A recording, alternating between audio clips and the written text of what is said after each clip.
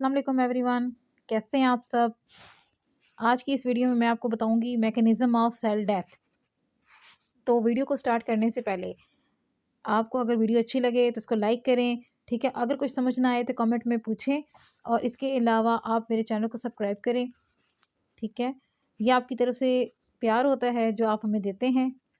अच्छा जी, तो अभी हम स्टार्ट करते हैं वीडियो में हम बताएंगे मैकेनिज़्म ऑफ सेल डेथ कि किस तरह सेल की डेथ होती है। शुरू में हमने सारा पढ़ा है कि किस तरह कोई टॉक्सिकेंट आया, कहाँ से एंटर हुआ, कैसे बॉडी में पहुँचा, डिस्ट्रीब्यूट कैसे हुआ, उसकी बायो ट्रांसफॉर्मेशन कैसी हुई, वो एक्सक्रीट कैसे हुआ, सारे टॉपिक हमने तकरीबन कर लिए हैं। ये इसका टॉक्सिकोलॉजी जो सब्जेक्ट है, ठीक है, ये इसका लास्ट टॉपिक है। अगर मुझसे कोई चीज़ रह गई है, तो कोई टॉपिक रह गया है, तो आप कमेंट बॉक्स में बताएँ, ठीक है? मैं वो टॉपिक जो है उसको भी क्लियर इंशाल्लाह कर दूँगी। तो मेरे लिहाज से तो ये लास्ट टॉपिक है। खैर, तो आगे हम देखते हैं कि कैसे जो सेल है उसकी डेथ होती है, ठीक है? कोई टॉक्सिकेंट आया है, ठीक है? तो सेल की जो डेथ है ना वो 3 तरीक़ों से हो सकती है। या तो क्या हो कि ऑटोफैगी हो जाए, सेल अपने आप को खुद खा जाए। अब उसने खुद को क्यों खाया है? क्योंकि न्यूट्रिशन की कमी हो गई है, सही है? न्यूट्रिशन की कमी हो गई है, कोई कैद वग़ैरह पड़ गया है, कोई मसला हो गया है, जो मतलब इंसान है उसकी न्यूट्रिशन पूरी नहीं हो रही, ठीक है? तो उसके सेल्स क्या करेंगे? या हम मोस्टली क्या करते हैं, जो डाइट करते हैं, ठीक है? डाइट में क्या होता है, ऑटोफैगी होती है। जो हमारे एडिपोज टिश्यू होते हैं वहाँ से वो सारा मटेरियल निकलता रहता है, ठीक है? सारे फैट्स निकलते हैं, मेटाबोलाइज़ होते हैं, इस तरह बॉडी का वेट जो होता है वो लॉस हो जाता है, ठीक है? या फिर सेल क्या करते हैं, वो ऑटोफैगी करते हैं और ऑटोफैगी से क्या होता है कि ओवरऑल जो है सेल्स क्या करते हैं कि अपने आप को खा जाते हैं, ठीक है? और उनका मेन मकसद क्या होता है, ठीक है? एक तो वेट को लॉस करना मोस्टली गर्ल्स के लिए, और अगर हम वैसे ही मतलब कोई इंसान है, वो डाइट वगैरह नहीं कर रहा, ठीक है? बट उसको न्यूट्रिशन नहीं मिल रही, ठीक है? वहाँ पे न्यूट्रिएंट्स की कमी है, तो क्या होगा, उसके जो सेल है वो ऑटोफैगी करेंगे और उसकी वजह से उसकी जो बॉडी है ओवरऑल वीक हो जाएगी, ठीक है? और उसके सेल जो होंगे वो अपने आप को खुद खा जाएँगे। इसको हम कहते हैं ऑटोफैगी। ठीक है? ये न्यूट्रिएंट्स की कमी को पूरा करने के लिए यूज़ किया जाता है। इसमें से जो मटेरियल निकलेगा, ठीक है? जैसे साइटोप्लाज़्म हो गया, ठीक है? यहाँ पे न्यूक्लिक एसिड जो है वो आ रहा है, साथ में इसके और भी जो है अमीनो एसिड्स आ रहे हैं, ठीक है? वो सारी चीज़ें क्या होंगी, वो यूटिलाइज़ हो जाएँगी एज़ अ न्यूट्रिएंट। तो उसके बाद एक चीज़ है एपोप्टोसिस, इसकी वजह से भी सेल की डेथ हो जाती है। एपोप्टोसिस क्या है? ये प्रोग्राम डेथ होती है, ये डेथ होना ज़रूरी है, ठीक है? जैसे कि हम कहते हैं कि बच्चों की जो उँगलियाँ होती हैं ना, ठीक है? जब वो मदर के जो है पेट में होते हैं, तो उनकी फिंगर्स जो होती हैं वो आपस में जुड़ी होती हैं, ठीक है? तो यहाँ पे एपोप्टोसिस होती है जिसकी वज़ह से उनकी जो फिंगर्स होती हैं वो अलग हो जाती हैं। इसी तरह हम फ्रॉग की भी एग्ज़ाम्पल देते हैं कि जो फ्रॉग की हमें पता है कि जब उसका लार्वा होता है, ठीक है? टैडपोड लार्वा, उसकी में टेल होती है, ठीक है? फिर उसकी मेटामॉर्फोसिस होती है, उसकी बॉडी के स्ट्रक्चर्स चेंज हो जाते हैं, तो उस टाइम एपोप्टोसिस होती है और उसकी जो टेल है वो मुकम्मल तौर पे ख़त्म हो जाती है, ठीक है? उसको हम कहते हैं प्रोग्राम डेथ। तो ये प्रोग्राम के तहत हो रही होती है। अब आगे आ जाती है नेक्रोसिस। अब ये नेक्रोसिस जो है ना, ये हो रही है टॉक्सिकेंट की वज़ह से।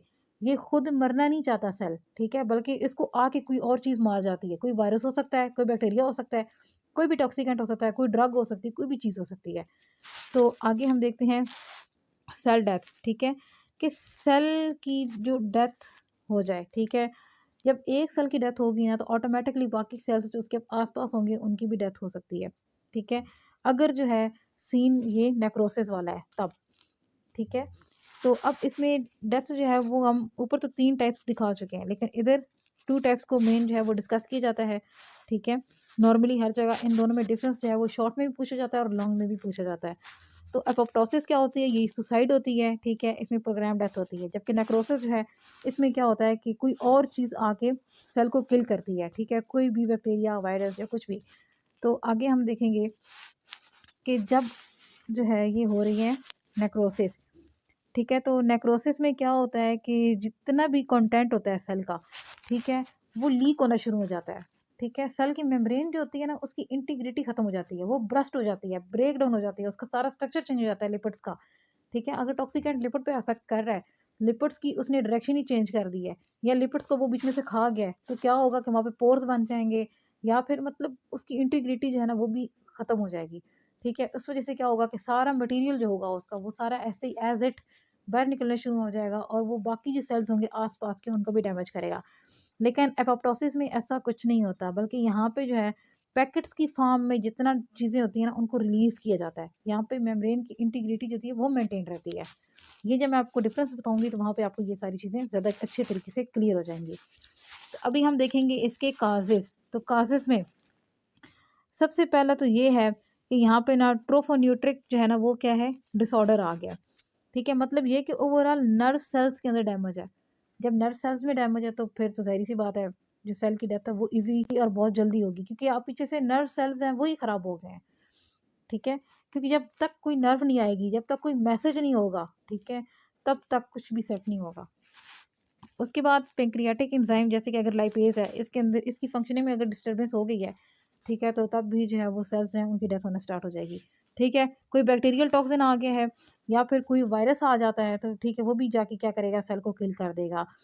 और इसके अलावा ये इम्यूनोलॉजिकल जो है बैरियर आ सकते हैं, ठीक है? इनकी वजह से भी सेल की डेथ हो जाती है। और अगर कोई टॉक्सिन है, ठीक है? टॉक्सिन हम किसको कहते हैं?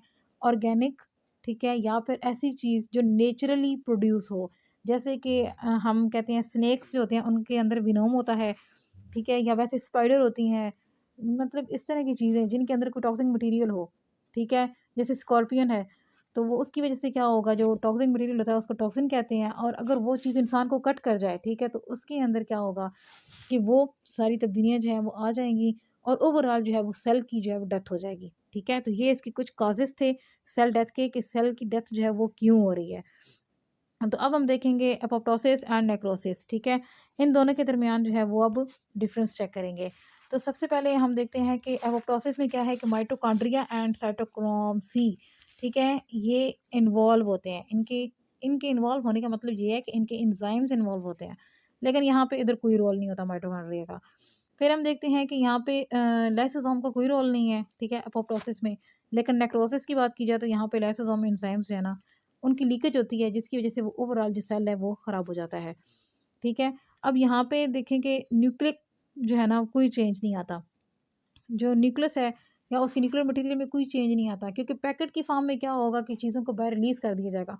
जो बाकी जो सेल्स होंगे वो क्या कर लेंगे, वो अपने अंदर उसको एंडोसाइटोसिस के थ्रू अंदर ले जाएँगे, ठीक है? या फिर एब्ज़ॉर्ब कर लेंगे और ओवरऑल जो है वो उनका फ़ायदा हो जाएगा, ठीक है? लेकिन इस बार इधर ऐसा कुछ नहीं होगा, बल्कि न्यूक्लियर मटेरियल पूरा लॉस हो जाएगा। इसके अलावा यहाँ पे वही जो पैकेट्स बनेंगे उनको हम क्या कहते हैं, ठीक है? ये एपोप्टोक टोटिक, ठीक है? एपोप्टोटिक, ठीक है? ये बॉडीज़ होती हैं जो पैकेट्स हैं जिनके अंदर वो सारी ऑर्गेनेल्स पैक होके क्या होती हैं वो निकल जाती हैं। जैसे कि अगर माइटोकॉन्ड्रिया है तो वो क्या होगा, वो पैक हो जाएगा, उसके इर्द-गिर्द एक मेम्ब्रेन बन जाएगी और वो पैकेट जो है वो रिलीज़ हो जाएगा, ठीक है? सेल से आराम से निकल जाएगा और फिर वो जो बाकी सेल्स होंगे वो उसको एब्ज़ॉर्ब कर लेंगे। तो इधर देखा जाए तो यहाँ पे जो है वो डीएनए के साथ ऐसा कोई कुछ भी नहीं हो रहा, ठीक है? और ना ही कोई पैकेट इधर बन रहा है, इधर डीएनए क्लीव हो जाता है, दूसरी तरफ क्लीव नहीं होता, ठीक है? इसी तरह इधर कुछ जो है प्रोटीन्स जो हैं, उनके जो एंजाइम्स हैं, प्रोटीएजेज़, ठीक है? वो एक्टिवेट हो जाते हैं, लेकिन इधर कोई एंजाइम एक्टिवेट नहीं हो रहा, क्योंकि ये प्रोग्राम्ड रहता है ना, इसमें पहले से उसने प्रोग्राम करके रखा हुआ था कि मैंने ये चीज़ एक्टिवेट करनी है, इसको डीएक्टिवेट करना है, इतने पैकेट्स बनाने हैं, फलानी-फलानी चीज़ जो है ना, उसको यहाँ से सेल से बाहर निकालना है और फलाँ-फलाँ जो है ना, उसको मतलब अंदर लेके आना है, या जो भी उसने सारा प्रोग्राम पहले किया था, लेकिन इधर प्रोग्राम नहीं था, अचानक से अटैक हुआ है और जो सेल है उसकी डेथ हो गई है। तो यहाँ पे ये क्या है, ये एवोल्यूशनरी कंज़र्व भी रहती हैं चीज़ें, ज़ाहिर-सी बात है। यहाँ से कुछ चीज़ें बच के निकल गई हैं, अब वो दूसरे सेल्स में चली गई हैं, ठीक है? तो इस वज़ह से क्या है कि मतलब ये एवोल्यूशनरी कंज़र्व्ड है, ठीक है? लेकिन इधर क्या है, ये एवोल्यूशनरी कंज़र्व्ड नहीं होती। और इसके अलावा ये तो नेबर सेल जो होते हैं, वो क्या करते हैं, इनके जो पैकेट्स होते हैं, ठीक है? तो उनको क्या करते हैं, एब्ज़ॉर्ब कर लेते हैं, एंडोसाइटोसिस के थ्रू अंदर ले जाते हैं और उनका जो ओवरऑल है ना, ठीक है, मतलब ये कि उल्टा उनका फ़ायदा हो जाता है। उनके पास एक चीज़ जो है वो एक्स्ट्रा आ जाती है, इज़ाफ़ी आ जाती है। मतलब अगर कोई सेल है, माइटोकॉन्ड्रिया निकला है यहाँ से, तो अगर किसी और सेल ने एंडोसाइटोसिस के थ्रू उसको अंदर ले लिया है, ठीक है, तो उसका फ़ायदा हो गया। उसके पास तो एक और जो है ना, वो एटीपी जनरेटर आ गया है, तो वो क्या करेगा, जल्दी-जल्दी एटीपी जो है वो जनरेट करेगा, उसकी उल्टा मदद करेगा। ये उसका फ़ायदा है। लेकिन यहाँ पे क्या है कि अगर जो सेल बर्स्ट हुआ है, ठीक है? जिसकी नेक्रोसिस हुई है, जिसकी डेथ हुई है, तो उसका मटीरियल निकलेगा जब, ठीक है? तो वो आस-पास के जो टिश्यूज़ होंगे ना, उनको भी सख़त डैमेज कर देगा और उनके जो टिश्यूज़ हैं, उनकी इतनी मतलब हालत ख़राब हो जाएगी कि वो जो टिश्यूज़ हैं, वो पूरे के पूरे जो हैं, वो डैमेज हो जाएँगे, वो भी ख़राब होना शुरू हो जाएँगे। बाकी सेल्स क्योंकि ख़राब हो गए हैं। अब जब टिश्यू डैमेज होंगे तो टिश्यू जो है वो साथ वाले टिश्यूज़ को भी डैमेज कर देंगे।